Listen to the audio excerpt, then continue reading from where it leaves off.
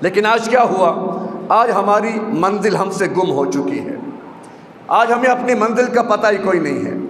ایک آدمی زندگی گزار رہا ہے، صبح و شام دن رات اس کے بیت رہے ہیں، اس سے پوچھا جائے کہ بتاؤ تمہاری زندگی کا مقصد، تم دنیا میں کیوں آئے ہو، تم دنیا میں کیوں جی رہے ہو، تو شاید اکثریت کو نہیں پتہ۔ اکثریت کیا سمجھتی ہے کہ ہم نے پیٹ پالنا ہے، ہم نے بچوں کو پالنا ہے، ہم نے گھر بار کا نظام چلانا ہے، یہ ہماری زندگی کا مقصد ہے۔ نہیں، یہ مقصد نہیں ہے۔ یہ کام تو بکری بھی کر رہی ہے، یہ کام تو بلی بھی کر رہی ہے۔ آپ کے 1 2 4 بچے ہوتے ہیں، بلی اور کتی جو ہے اس کے 8 10 بچے ہوتے ہیں، یہ کام تو وہ بھی کر رہی ہے۔ تم انسان ہو، اشرف المخلوقات ہو، تمہاری زندگی با مقصد ہونی چاہیے۔ اور میری اور آپ کی زندگی کا بنیادی مقصد کیا ہے کہ ہم جب دنیا سے آخرت کی طرف سفر کریں تو اللہ ہم سے راضی ہو۔ کیا معنی؟ ہمیں اللہ جنت میں ٹھکانہ عطا فرما دے، تو گویا اپنی منزل تک رسائی یہ ہماری سب سے بڑی کامیابی ہے۔ قرآن میں اللہ نے کتنا واضح فرمایا، فَمَنْ زُحْزِحَ عَنِ النَّارِ وَأُدْخِلَ الْجَنَّةَ فَقَدْ فَازَ، کہ جس کو جہنم سے بچا لیا گیا اور جنت میں داخل کر دیا گیا وہ سب سے بڑا کامیاب۔ لا یستوی اصحاب النار و اصحاب الجنہ، برابر نہیں ہیں جنت والے جہنم والے۔ اصحاب الجنہ ہم الفائزون، کامیاب کون ہوا؟ جنت والے۔ تو کامیابی میں بھی چاہتا ہوں، کامیابی آپ بھی چاہتے ہیں۔ کامیابی کیا ہے؟ کامیابی ہے جہنم سے بچ جانا اور جنت میں چلے جانا۔ اور یہ کامیابی کیسے ملے گی؟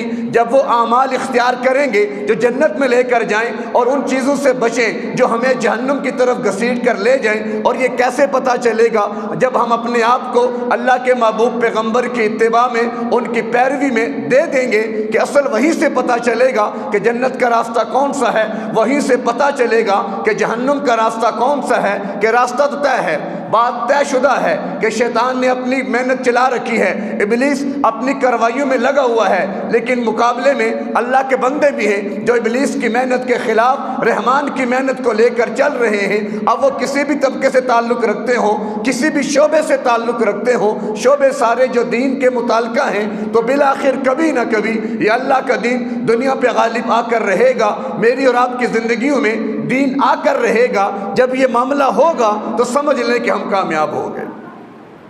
اب چونکہ ہمارا نظام اسلام والا نہیں ہے، جس کی وجہ سے ہماری زندگیوں میں اسلام نہیں آ سکا، کیونکہ کسی نے کہا نا الناس علی دین ملوکہم، کہ لوگ اپنے بادشاہوں کے دین پر ہوتے ہیں۔ یہی وجہ ہے اللہ کے محبوب پیغمبر جب تبلیغ کے لیے نکلتے تو کوشش کرتے سرداروں سے ملاقات ہو جائے، قبیلے کے بڑے سے ملاقات ہو جائے، اور جن قبائل کے بڑوں نے یا سرداروں نے اللہ کے محبوب پیغمبر سے ملاقات کی، ایمان لائے، تو بہت جلد پورا قبیلہ اسلام میں داخل ہو گیا۔ کیوں؟ الناس علی دین ملوکہم، کہ لوگ اپنے بڑوں کے دین پر ہوتے ہیں۔ اب ہمارے بڑے، ہمارا دین کیا ہے؟ ہمیں کس چیز اور کس نظام سے واسطہ پڑا؟ وہ ہے جمہوریت کا نظام، جو کہ غیر اسلامی نظام ہے۔ لہٰذا اب اس نظام کے اندر رہ کر ہم یہ سمجھے کہ ہم دیندار بن جائیں گے، شریعت کے مطابق زندگی بسر کریں گے، تو بڑا مشکل کام ہے۔ ایسا نہیں ہو سکتا۔ یہ کب ہوگا؟ کہ جب ہم اسلام اور اسلام کی بہاروں اور اسلام کے نظام کو رائج کریں گے، اور جو ضابطہ اخلاق، ضابطہ حیات ہمیں اسلام نے دیا، جب اس کے مطابق چلیں گے تو تب جا کر ہمیں کامیابی ملے گی۔ دنیا کے سارے نظام عرصہ دراز ہو گیا، مختلف قومیں، مختلف قبائل، بڑی بڑی قوتیں، بڑی بڑی طاقتیں جو دنیاوی اعتبار سے عروج کو پہنچ چکی ہیں، وہ بھی اپنے اندر بڑا خلا محسوس کرتی ہیں، کبھی نہ کبھی آپس میں لڑ پڑتی ہیں۔ یہ قریب یوکرین اور روس کی لڑائی آپ کے سامنے ہے۔ اب روس کتنا بڑا ملک، USSR کتنی بڑی طاقت تھی، سب کچھ تھا، لیکن چین نہیں تھا، سکون نہیں تھا، راحت نہیں تھی، لڑ پڑے۔ اب یہ معاملہ کہاں تک جاتا ہے اللہ ہی بہتر جانتا ہے۔ ادھر امریکہ نے ادھر حملہ کر دیا، اس نے فلاں پہ حملہ کر دیا، ادھر عراق پہ حملہ، ادھر لیبیا پہ حملہ، ادھر افغانستان پہ حملہ، ادھر کویت پہ حملہ۔ تو یہ کیا ہے؟ یہ انسانیت سر پٹک رہی ہے، انہیں چین نہیں مل رہا، انہیں سکون نہیں مل رہا۔ وہ سکون چین کی تلاش میں کبھی ایک پر چڑھ دوڑتے ہیں، کبھی دوسرے پر، لیکن چین سکون کہاں آئے گا؟ جہاں اللہ کا قرآن آئے گا، جہاں اللہ کا دین آئے گا، جہاں پیغمبر کی سنت آئے گی، جہاں پیغمبر کا نظام آئے گا۔ جب حضرات صحابہ تقریباً آدھی سے زیادہ دنیا پر حضرات صحابہ نے حکومت کی ہے، آدھی سے زیادہ دنیا پر، حضرت معاویہ رضی اللہ تعالی عنہ سن 60 ہجری میں جب دنیا سے گئے تو آدھی سے زیادہ دنیا پر اسلام کا پرچم لہرا رہا تھا۔ آپس میں کوئی خانہ جنگی نہیں تھی، آپس میں کوئی شکوہ شکایت نہیں تھی، آپس میں کوئی اختلاف نہیں تھا، دین اپنے عروج پر تھا، دین کی بہاریں آدھی سے زیادہ دنیا پر قائم ہو چکی تھی۔ وجہ کیا تھی؟ کہ نظام مصطفیٰ رائج تھا، قرآن کا نظام قائم تھا، لوگ اللہ اور اللہ کے محبوب پیغمبر کے اتباع اور پیروی میں اپنی زندگی بسر کر رہے تھے۔ جہاں تک معاملہ تھا غیروں کا، وہ پہلے بھی پریشان، آج بھی پریشان اور ہمیشہ پریشان رہیں گے، لیکن افسوس اس بات کا ہے کہ قرآن کے ماننے والے کیوں پریشان ہو گئے؟ اللہ کے محبوب پیغمبر کے کلمہ پڑھنے والے کیوں پریشان ہو گئے؟ قرآن کو کتاب لا ریب اور اپنا ایمانی اثاثہ ماننے والے کیوں پریشان ہو گئے؟ سوال تو یہ ہے۔ جواب بڑا آسان ہے کہ ہم نے نہ تو اللہ کے توحید کو سامنے رکھا، نہ اللہ کے محبوب پیغمبر کی رسالت کو سامنے رکھا، نہ ہی قرآن کی تعلیمات کو سامنے رکھا۔ ہم چلے اپنی مرضی پر، اپنی منچاہی پر، اپنی خواہشات پر، اپنی تمناؤں پر، اپنی آرزوؤں پر۔ تو ظاہر ہے جہاں اپنی تمنا، اپنی آرزو، اپنی خواہش ہوگی تو وہاں پر پھر چین کہاں سے آئے گا؟ کیونکہ الا بذکر اللہ تطمئن القلوب، اللہ تبارک و تعالیٰ کے ذکر میں دلوں کا اطمینان پوشیدہ ہے۔ اللہ کا ذکر کا یہ مطلب نہیں کہ کونے میں بیٹھ کر اللہ اللہ کرنا شروع کر دیں۔ اللہ کے ذکر کا معنی کیا؟ ذکر کہتے ہیں یاد دہانی کو، یعنی اللہ آپ کو یاد رہ جائے۔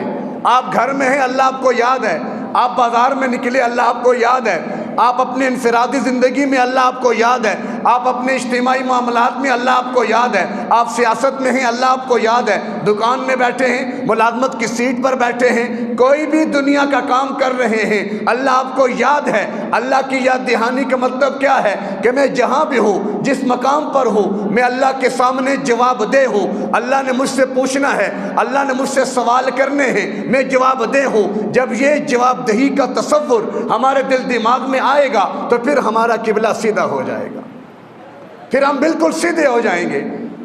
جب اللہ کے ہاں پیش ہونا اور اللہ کے سامنے جواب دہی کا تصور، یہی وہ چیز تھی کہ جس نے کفار کو ایمان قبول نہیں کرنے دیا۔ کفار کے اسلام لانے میں، ایمان کی طرف آنے میں جہاں بڑی بڑی رکاوٹیں تھیں، اس میں سب سے بڑی اور بنیادی رکاوٹ کیا تھی؟ اللہ کے ہاں آخرت میں جواب دہی کا تصور نہ ہونا۔ وہ نہیں مانتے تھے نا اللہ کو، اگر مانتے تھے، حالانکہ مشرکین مانتے تھے اللہ کو، لیکن جب ان سے کہا جاتا کہ دیکھو اچھے اعمال کرو، مرنے کے بعد تمہیں حساب دینا ہے، تو وہ ہنس پڑتے تھے آگے سے۔ مرنے کے بعد اذا متنا وکنا ترابا، مر جائیں گے، مٹی ہو جائیں گے، یہ کیا کہہ رہے ہیں پیغمبر؟ دوبارہ اٹھیں گے؟ نہیں مانتے۔ تو گویا فکر آخرت کا نہ ہونا ان کے لیے سب سے بڑی رکاوٹ بن گیا کہ وہ ایمان قبول کر لیں یا اسلام قبول کر لیں۔ تو انہوں نے فکر آخرت نہ تھی، انکار کر دیا، تو براہ راست ایمان سے محروم ہوئے۔ اور آج میں اور آپ اگرچہ آخرت کو مانتے تو ہیں، لیکن ہم نے اس کے تقاضے پورے نہیں کیے، لہٰذا ہم بھی ایمان سے تو خیر فارغ نہیں ہوئے، لیکن ایمان کے تقاضوں سے ہم فارغ ہو گئے۔ ایمان کے تقاضے کیا ہیں؟ وہ ہماری نگاہوں سے اوجھل ہو گئے۔ کیوں؟ ہمیں اللہ کے حضور جواب دہی کا تصور نہیں رہا ہمارے سامنے۔ اگر ہوتا تو پھر ایمان کے تقاضے پورے ہوتے۔ اگر اللہ کے سامنے جواب دہی کا تصور ہوتا تو رمضان کے فوراً بعد یہ مساجد خالی نہ ہوتی۔ کیا وجہ؟ کیا اللہ رمضان میں اللہ اور ہوتا ہے، رمضان کے بعد اللہ بدل جاتے ہیں؟ کیا رمضان کے بعد طور طریقے بدل جاتے ہیں؟ کیا ماہ رمضان کے بعد انسان اللہ کی اس پکڑ سے باہر نکل جاتا ہے، اللہ کے دودھ سے باہر ہو جاتا ہے؟ نہیں۔